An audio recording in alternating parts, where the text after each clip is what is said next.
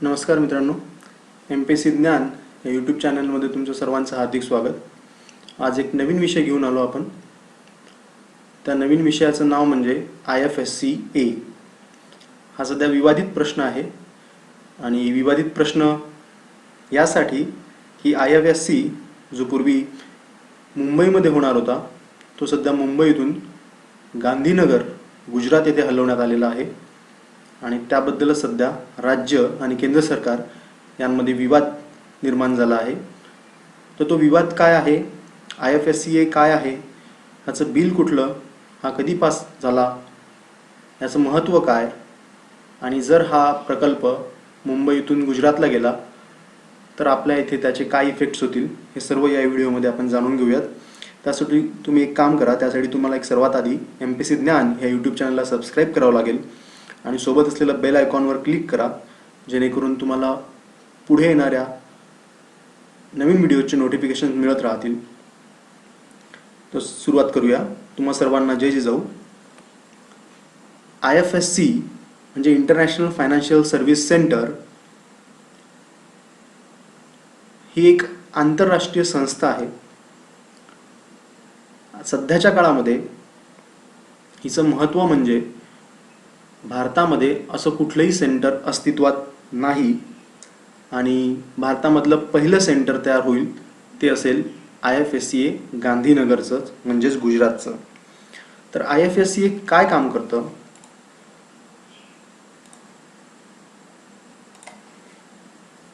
तर बघा, महत्त्वाचं म्हणजे ज्या काही वित्तीय सेवा भारतामध्ये दिल्या जातात त्याचं रेग्युलेशन भारतामध्ये कोण करतं, तर भारतामध्ये RBI महत्त्वाची संस्था, RBI, नंतर SEBI आणि IRDA, ह्या तीन संस्था सर्वात महत्त्वाच्या आहेत, ज्या सध्याच्या काळामध्ये भारतातील सर्व वित्तीय सेवाचं संघटन करतात, त्याला रेग्युलेट करतात। पण ह्या सर्व्हिसेसचा आंतरराष्ट्रीय स्तरावर जे काही रेग्युलेशन्स केलं जातं ते रेग्युलेशन करणारी कुठलीही संस्था अस्तित्वात नाही आहे। बाहेरच्या देशात त्यांच्या वेगवेगळ्या संस्था अस्तित्वात आहेत, पण जर त्यांच्या संस्थेचा विचार केला तर पार्शिलिटी होण्याची शक्यता असते, म्हणून भारताने स्वतःचं IFSC स्थापन करण्याचा निर्णय घेतला। सध्याच्या काळामध्ये सर्वात महत्त्वाच्या काही संस्था आहेत त्या आहेत लंडन IFSC, न्यूयॉर्क IFSC आणि सिंगापूर IFSC। ह्या तीन ज्या IFSCs आहेत ह्या सध्या जगामध्ये सर्वात मान्यताप्राप्त आणि महत्त्वाच्या आंतरराष्ट्रीय संस्था आहेत, ज्या सर्व वित्तीय सेवांचं रेग्युलेशन्स करतात, मेंटेन करतात। आणि एक नवीन जे दोन तयार होत आहेत त्या शांघाई आणि दुबई, ह्या शांघाई आणि दुबई ह्या दोन शहरामधले जे IFSC सेंटर्स आहेत हे सर्वात महत्त्वाचे आणि सर्वात इमर्जिंग म्हणजे मोठे आणि विस्तृत असणारे दोन IFSCs आहेत। ते सध्या एक नवीन रूपात अस्तित्वात येत आहेत, त्यांना सध्याच्या काळामध्ये चांगली मागणी आहे, तिथे डिमांड्स आहेत। महत्त्वाचं म्हणजे काय बघा, तर IFSC हे जे संस्था आहेत ह्या काय करतात, तर ह्या भारतातील म्हणजे भारतातल्या IFSCचं उदाहरण घेतलं आपण तर भारतातील IFSC ही संस्था जे भारतातील विविध आर्थिक क्षेत्र आहेत त्याचं एक नियामक मंडळ म्हणून काम करतं। भारतातील विविध आर्थिक क्षेत्र जसं आपण मग म्हटलं RBI, SEBI आणि IRDA ह्या तीन नियामक संस्था आहेत। ह्या नियामक संस्था भारतामध्ये इंडियन टेरिटरीमध्येच काम करतात। ह्याचं याचं एक्झिक्युशन बाहेरच्या देशांमध्ये होत नाही, इंटरनॅशनल स्तरावर होत नाही, म्हणून ह्या तिन्ही संस्थांनी मिळून किंवा ह्यातील काही लोकांनी मिळून एक नियामक मंडळ तयार केलेलं आहे आणि ती संस्थाच म्हणजेच IFSC आहे। ही IFSC स्थापन करण्यासाठी 2007ला एक कमिटी नेमण्यात आली आहे। आपण त्या कमिटीबद्दल पुढे बोलूयातच। तर ह्या कमिटीनं सर्वात आधी सांगितलं होतं की IFSC भारतामध्ये तयार करायला काहीही हरकत नाही आणि ती व्हायला हवी मुंबईमध्ये। तर तिने काय काय रेग्युलेशन सांगितले होते आणि काय काय सूचना दिल्या होत्या त्या आपण इथे बघूयात आता। तर बघा,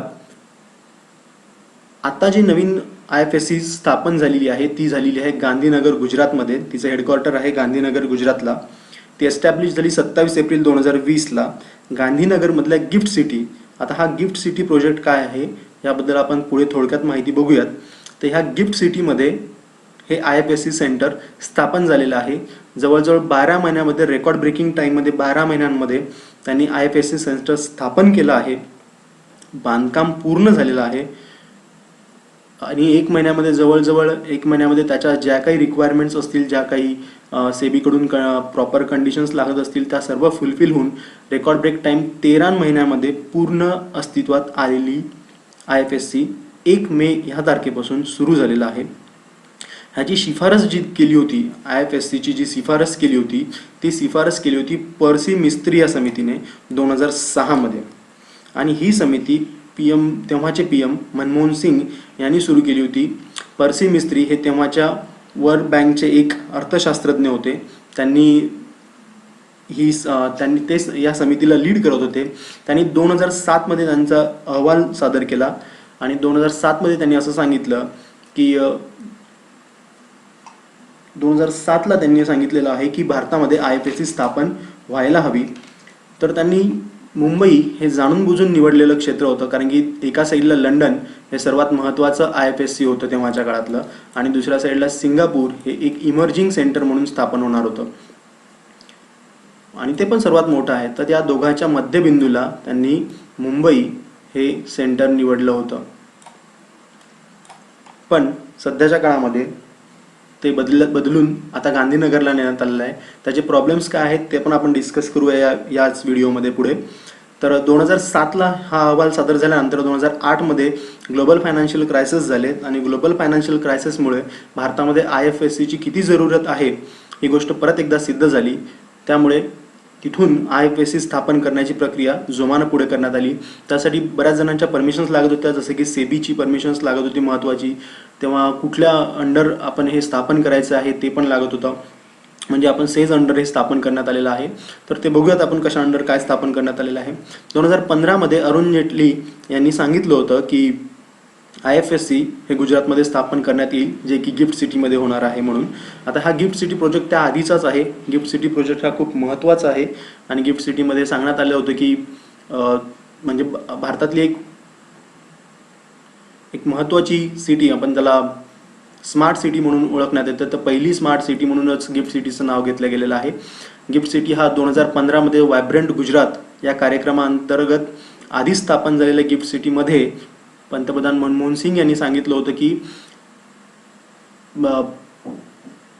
गांधीनगरच्या गिफ्ट सिटीमध्येच IFSCचं ऑफिस होईल किंवा होऊ शकते, अशी त्यांनी एक हिंट 2015च्या भाषणामध्ये वायब्रंट गुजरात या प्रोजेक्टमध्ये तेव्हाच्या भाषणादरम्यान त्यांनी हे सांगितलं होतं. आणि त्यानंतर त्यांनी 2020ला ती गोष्ट सिद्ध करून दाखवलेली आहे.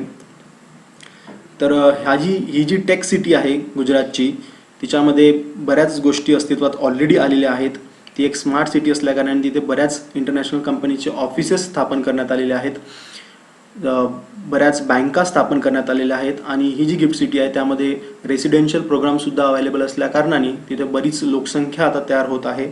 एक standard area, international standardised area म्हणून ती गोष्ट चालू होत आहे. जसं की बॉम्बे स्टॉक एक्सचेंजने ऑलरेडी 9 जानेवारी 2017 पासून त्यांनी इथे त्यांचं कामकाज सुरू केलेलं आहे. बॉम्बे स्टॉक एक्सचेंजचं एक ऑफिस तिथे चालू केलेलं आहे. तर असे बरेच कंपनीज तिथे अवेलेबल आहेत त्यांच्याकडे. आता बघा, भारतामध्ये IFSC का करायची ह्याची काही कारणं आणि त्याचं स्ट्रक्चर मी पूर्ण तुम्हाला सांगणार. आता त्यासाठी तुम्हाला सर्वात आधी एक काम करायचं, तुम्हाला ह्या यूट्यूब चॅनलला, MPSC ज्ञानच्या यूट्यूब चॅनलला सर्वात आधी लाईक, शेअर आणि सबस्क्राईब करायचं आहे आणि तुमच्या समोर असणारा बेल आयकॉन क्लिक करायचं, जेणेकरून तुम्हाला नवीन नवीन व्हिडिओचे अपडेट्स मिळत राहतील. तर बघा, भारतामध्ये काही आर्थिक क्षेत्र आहेत, महत्त्वाचे आर्थिक क्षेत्र आहेत भारतातले: बँकिंग, इन्शुरन्स आणि मार्केट. मार्केट म्हणजे आपलं शेअर मार्केट म्हणा किंवा भांडवल बाजार म्हणा, जे महत्त्वाचं आहे भांडवल बाजार. ह्यामध्ये बँकिंग क्षेत्र, ह्याच्यात बँक आपली व्यवस्था, बँकिंग व्यवस्था सगळ्या आल्या याच्यामध्ये. इन्शुरन्स, ह्यामध्ये सुद्धा प्रायव्हेट आणि गव्हर्नमेंटच्या ह्या सर्व इन्शुरन्स सर्व्हिसेस आल्या. आणि मार्केटमध्ये आत्ताच आपण म्हटलं होतं की आपल्या भांडवल बाजार, ज्याच्यातून आपल्याला मार्केटमध्ये मनी ओतता येतो, पैसा ओतता येतो, त्या मार्केटच्या स्कीम.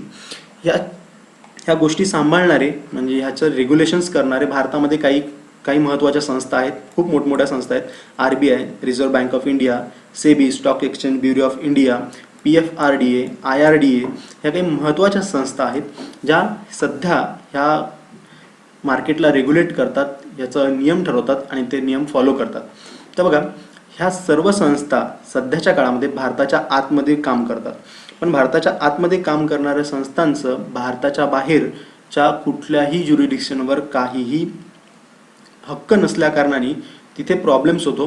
तर तो प्रॉब्लेम सॉल्व्ह करण्यासाठी IFSCA ही एक बॉडी तयार करण्यात आलेली आहे. तर IFSCAचं काम काय आहे तर बघा, तर IFSC मध्ये ज्या काही फायनान्शियल ॲक्ट्स होतील त्या फायनान्शियल ॲक्ट्सला रेग्युलेट करण्याचं काम IFSCA म्हणजे एजन्सी ही करणार आहे. तर ती रेग्युलेट करणार, ती कंट्रोल करणार, मॉनिटर करणार, नियम ठरवणार आणि नियम फॉलोसुद्धा करणार. तर IFSCA हा ॲक्ट जो आहे तो बिल 2019लाच त्यांनी लोकसभेमध्ये केलं होतं आणि तो बिल लोकसभा आणि राज्यसभा दोन्हीमध्ये सुद्धा पास झाला. त्यानंतर ह्या बिलाचं कन्व्हर्शन त्यांनी ॲक्टमध्ये केलं 2019च्या. तोपर्यंत हा प्रोजेक्ट मुंबईला स्थापन होणार हे फिक्स होतं. मुंबईच्या कुर्ला कॉम्प्लेक्समध्ये हे स्थापन होणार होतं.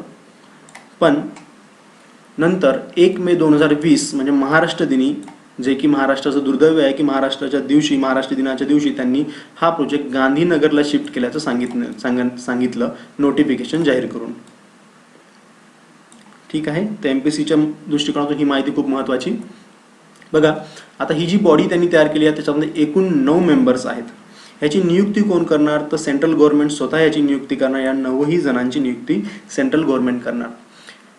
तर मग आपण जसं बघितलं की 4 रेग्युलेटिंग बॉडीज होतात, SEBI, IRDA, PFRDA, RBI. त्या चौघांचाही प्रत्येकी एक ह्याप्रमाणे 4 सदस्य ह्याप्रमाणे 4 सदस्य ह्या बॉडीतून निर्माण होतील. फायनान्स मिनिस्ट्रीकडून 2 सदस्य नियुक्त केले जातील आणि एक शोध समिती आहे, त्या शोध समितीकडून 2 अजून सदस्य याच्यामध्ये ॲड केल्या जातील आणि एक जण जो असेल तो एक जण असेल याचा चेअरमॅन. असे हे एकंदरीत मिळून 9 जण झालेले आहेत आणि या 9 जणांचा कार्यकाळ जो असेल तो 3 वर्षांसाठीचा असेल. 3 वर्षांसाठी ह्या सगळ्यांची नियुक्ती कन्सिडर केल्या जाईल. सर्वात महत्त्व MPSCसाठी की 9 जणांची बॉडी, 4 रेग्युलेटिव्ह बॉडीकडनं, 2 जण फायनान्स मिनिस्ट्रीकडून आणि 2 जण शोध समितीकडून आणि एक जण असेल तो असेल ह्या समितीचा चेअरमॅन. तर बघा, IFSCचे काही महत्त्वाचे टाईप्स आहेत. ग्लोबल फायनान्शियल सेंटर्स जे की ग्लोबली काम करतील. रिजनल फायनान्शियल सेंटर्स जे की एका पर्टिक्युलर रिजनसाठी करतील, म्हणजे 2 किंवा 3 देश मिळून एका पर्टिक्युलर रिजन तयार होईल. जसं की आपलं नॉर्थ एशिया किंवा south Asia, south east Asia अशा काही प्रकारामध्ये या रिजनल गोष्टीमध्ये 2-3 देश मिळून एकत्र काम करतील. नॉन ग्लोबल अँड नॉन रिजनलमध्ये फक्त पर्टिक्युलर एका देशासाठी जी कंपनी काम करेल किंवा जे IFSC काम करेल त्यांना non global and non regional असं म्हणतात. आणि ऑफशोर फायनान्शियल सेंटर्स म्हणजे आपल्या देशातली संस्था दुसऱ्या देशांमध्ये जी अस्तित्वात असते, जिथं टॅक्स हिवन कंपनीजमध्ये ह्या गोष्टी प्रोव्हाइड केल्या जातात. तर ते टॅक्स हिवन जे आहेत त्या टॅक्स हेवनमधल्या ज्या IFSCs असतात त्यांना ऑफशोर फायनान्शियल सेंटर्स म्हणतात. आता टॅक्स हेवन म्हणजे अशा काही कंट्रीज आहे जिथं की तुमच्या इन्कमसाठीची कुठलीही मर्यादा देण्यात आलेली नाही आहे, त्याला टॅक्स हेवन म्हणतात. तुम्हाला तिथे टॅक्सचे खूप सारे बेनिफिट्स अवेलेबल असतात. अशा टॅक्स हेवन कंट्रीज जसं सिंगापूर झालं आहे, दुबई झालं आहे, अशा काही टॅक्स हेवन कंट्रीज आहेत. मालदीव झालं आहे. तर ह्या महत्त्वाच्या आहेत, तिथे सुद्धा IFSCs अवेलेबल आहेत. तर बघा, ह्या IFSCचं काम काय असतं तर फंड रेज करणं. कोणासाठी फंड रेज करणार तर मॅक्सिमम ज्या मोठमोठ्या इंटरनॅशनल कंपनीज आहेत त्या कंपनीसाठी फंड रेज करण्याचं काम जे असतं ते IFSCचं करतं. त्यानंतर ॲसेट मॅनेजमेंट करायचं आहे, त्याच कंपनीसाठी इंटरनॅशनल कंपनीसाठी ॲसेट मॅनेजमेंट करायचं, त्यांचा पोर्टफोलिओ मेंटेन करायचा. पोर्टफोलिओ म्हणजे त्यामध्ये येणारे त्यांचे शेअर्स कुठले, जाणारे शेअर्स कुठले, ह्या गोष्टी महत्त्वाच्या. ग्लोबल टॅक्स मॅनेजमेंट करायचं आहे. बाहेरच्या देशामध्ये जेव्हा कंपनीज काम करतात तेव्हा तिथल्या रेग्युलेशन्स नुसार तिथे किती टॅक्स भरावा लागेल, तिथून कुठला टॅक्स जमा करावा लागेल, ह्या गोष्टीसुद्धा याच्यामध्ये येतात. रिस्क मॅनेजमेंट केलं जातं. रिस्क मॅनेजमेंट म्हणजे जेव्हा कंपनी एखादी इम्पोर्ट एक्सपोर्ट करतं तर त्यासाठीच्या ज्या कुठल्या रिस्क असतात, पैसे त्यांच्याकडे जेव्हा आपण दुसऱ्या देशातून माल इम्पोर्ट करतो तर पैसे दिल्या जातात पण माल भेटत नाही, तर अशा वेळेस त्याचं जे रिस्क मॅनेजमेंट असतं ते सुद्धा IFSCs कंट्रोल करतं. Global regional mergers and acquisition हा महत्त्वाचा, सगळ्यात महत्त्वाचा पार्ट IFSC कंट्रोल करतं. कारण की 2 वेगवेगळ्या देशांमध्ये 2 वेगवेगळे लॉज अस्तित्वात असू शकतात आणि ते लॉज जर तुम्हाला कळत नसतील किंवा तुम्हाला जरी समजले तरी पण तिथले जे कॉम्प्लिकेशन्स असतील तर ते IFSCs हँडल करतात. तर हे काही महत्त्वाचे आहेत. तुम्ही व्हिडिओला स्टॉप करून हे महत्त्वाच्या माहिती एकदा वाचून त्याची नोट्स काढून घेऊ शकता. नंतर IFSC जर तुम्हाला स्थापन करायची असेल तर बघा, IFSC स्थापन करण्यासाठी तुम्हाला सगळ्यात महत्त्वाचं लागतं की तुम्हाला एक स्टेबल पॉलिटिकल इन्व्हायरमेंट हवं असतं तुमच्या देशामध्ये, तेव्हा तुम्ही IFSC स्थापन करू शकता. स्टेबल पॉलिटिकल इन्व्हायरमेंट म्हणजे एक बॉडी असायला हवी जी की मार्केट डाऊन करू देणार नाही, किंवा जेव्हा काही प्रॉब्लेम्स अराईज होतील तेव्हा ते मेंटेन किंवा हँडल करण्याचं काम ही बॉडी करू शकेल. त्याला स्टेबल पॉलिटिकल एन्व्हायरमेंट म्हणतात. डेव्हलप इन्फ्रास्ट्रक्चर हवं, कारण की आपण इंटरनॅशनल बँकिंग, इंटरनॅशनल सर्व्हिसेसला आपण आपल्या इथे बोलवतो आहे, ते आपल्या इथे येतील, ते आपल्या इथे काम करतील. तर त्यासाठी आपल्याला इन्फ्रास्ट्रक्चर खूप महत्त्वाचं चांगलं असायला हवं, ते पण इंटरनॅशनल लेवलचं असायला हवं. स्ट्रॅटेजिक लोकेशन असायला हवं, जसं की आत्ता आपण बघितलं मुंबईचं लोकेशन खूप स्ट्रॅटेजिक होतं. एका साईडला लंडन, एका साईडला सिंगापूर, जे की इमर्जिंग होतं. लंडनवाले ऑलरेडी डेव्हलप्ड होते, तर त्यामुळे मुंबईचं खूप महत्त्व निर्माण झालं असतं. तेव्हा ती स्ट्रॅटेजिक लोकेशन खूप चांगली होती. गुड क्वालिटी ऑफ लाईफ नक्कीच असायला हवी, कारण की इंटरनॅशनल लोकांना आपण इथे स्थान देतोय, तर त्यांच्या राहणीमानाची काळजी आपल्या तिथल्या लोकांना नक्कीच घ्यावी लागेल. तिथे IFSCs नक्की येऊ शकतात. प्रॉपर लिगल रेग्युलेशन फ्रेमवर्क्स असायला हवेत. म्हणजेच काय, तर जे काही लॉज असतील ते लॉज प्रॉपरली असायला हवेत, ते प्रॉपरली त्या गोष्टी राहिल्या पाहिजेत. तर बघा गिफ्ट सिटी ही जी एक स्मार्ट सिटी आहे, हा प्रोजेक्ट गुजरातमध्ये आहे. ह्याचं लॉंग फॉर्म आहे Gujarat international finance tech city. ही सिटी कशासाठी डेव्हलप केलेली आहे, ती एक स्मार्ट सिटी आहे. इंटरनॅशनल कंपनीचे ऑफिसेस इथं यावे यासाठी ही कंपनी निर्माण करण्यात आली आहे. एक बिझनेस डिस्ट्रिक्ट म्हणून याला डेव्हलप करण्यात आलेलं आहे.